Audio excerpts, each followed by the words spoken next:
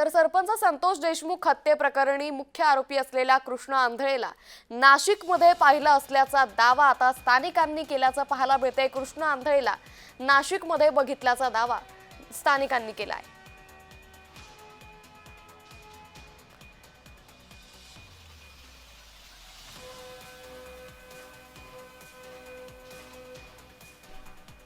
तर कृष्ण आंधळेला नाशिकमध्ये पाहिल्याचा दावा आता स्थानिकांनी केल्याचं सध्या पाहायला मिळतंय। गंगापूर रोड परिसरातील दत्त मंदिर परिसरात त्याला पाहिल्याचा दावा सध्या करण्यात आलाय। तर कृष्ण आंधळेला नाशिकमध्ये पाहिल्याचा स्थानिकांनी दावा केलाय। गंगापूर रोड परिसरातील दत्त मंदिर चौकात आंधळेला पाहिल्याचा दावा करण्यात आलाय। सीसीटीव्ही फुटेजच्या आधारे सध्या तपास देखील सुरू करण्यात आलाय। पोलीस घटनास्थळी दाखल झाले। पुढील तपास सध्या घेतला जातोय।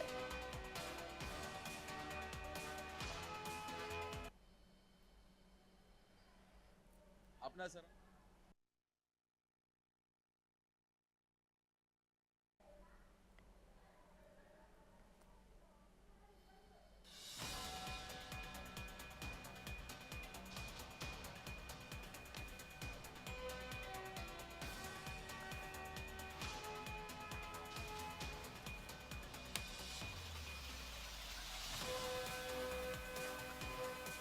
तर आरोपी कृष्ण आंधळेला नाशिकमध्ये पाहिल्याचा दावा आता नाशिककरांनी केल्याचं सध्या पाहायला मिळतंय। त्याला एका गाडीवरती त्याच्या काही साथीदारांसोबत पाहिला असल्याचा दावा यावेळी नाशिकमधील स्थानिक नागरिकांनी केलाय। गंगापूर रोड परिसरातील दत्त मंदिर चौकात यावेळी कृष्ण आंधळेला पाहिला असल्याचा दावा करण्यात आलाय। तर पोलिसांकडून शोध घेतला जातोय।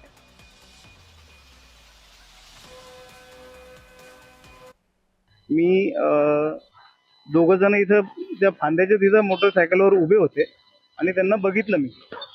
तर बघता बघता त्यांनी मास्क खाली केला आणि विदिन अन सेकंड त्याला ओळखलं का हा कृष्ण आंधळे। 10,000% तो कृष्ण आंधळेच होता। हे मी गॅरंटीने मी छाती ठोकून सांगू शकतो का तो कृष्ण आंधळेच होता। कृष्ण आंधळेच होता हे कशावरून सांगता? गेल्या 3 महिन्यापासून अख्खा महाराष्ट्र बघतोय, आपण बघतोय। 17-18 वर्षापासून गेल्या क्रिमिनल प्रॅक्टिस मध्ये मी वकिली करतोय आणि माणसांना ओळखायला मला वेळ लागत नाही। तर त्याच्याबरोबर जो माणूस होता त्यांनी मास्क घातलेला होता, त्यांनी जेव्हा मला बघितलं मी त्यांना बघितलं तर नजरच्या जे काय आमच्या घडामोडी झाल्या तर ते बघून मखमालाबादच्या दिशेने निघून गेले ते।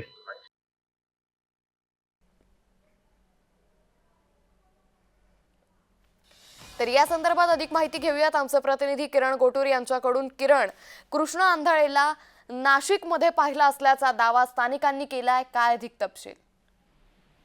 याआधी पण नाशिक रोड परिसरामध्ये कृष्ण आंधळेला पाहिलं होतं अशा पद्धतीचे मेसेज व्हायरल झाले होते आणि त्यानंतर आता नाशिकच्या गंगापूर रोड भागामध्ये हे कृष्ण आंधळे जो बीड प्रकरणातला आरोपी आहे त्या आरोपीला नाशिकमध्ये पाहिल्याचं, गंगापूर रोड परिसरामध्ये पाहिल्याचं स्थानिक नागरिकांनी हे दावा केलेला आहे।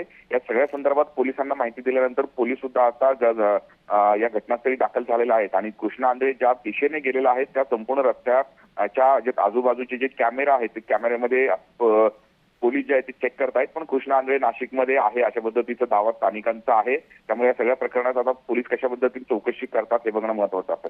निश्चित किरण, त्यामुळे एकंदरीतच पोलीस तपासात आणखी काय आता उघड होणार? खरंच कृष्ण आंधळे नाशिकमध्ये आहे का याचा तपास सध्या पोलीस घेत आहे। धन्यवाद किरण, आपण दिलेल्या सविस्तर माहितीसाठी।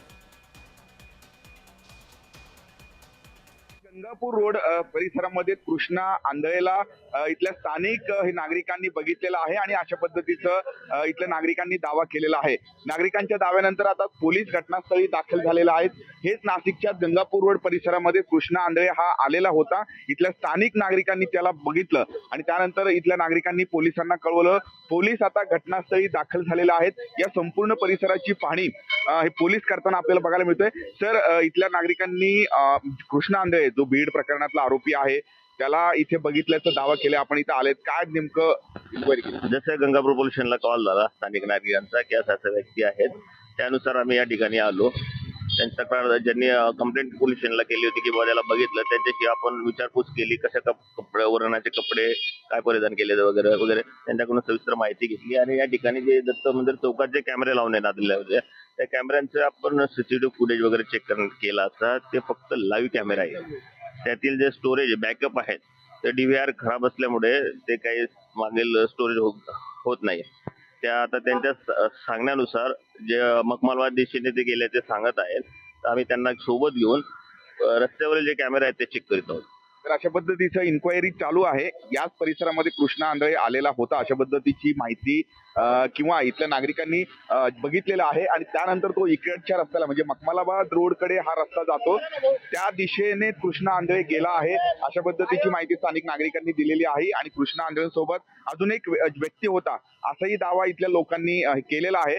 आणि या सगळ्या दाव्यानंतर पोलीस घटनास्थळी दाखल झालेले आहेत आणि नागरिकांना घेऊन एकूणच कृष्णा आंधळे ज्या म्हणजे रस्त्याने गेलेला आहे पुढे त्या संपूर्ण परिसराची पाहणी आता पोलीस करताना आपल्याला बघायला मिळत आहे. किरण गोटू, जय महाराष्ट्र न्यूज, नाशिक.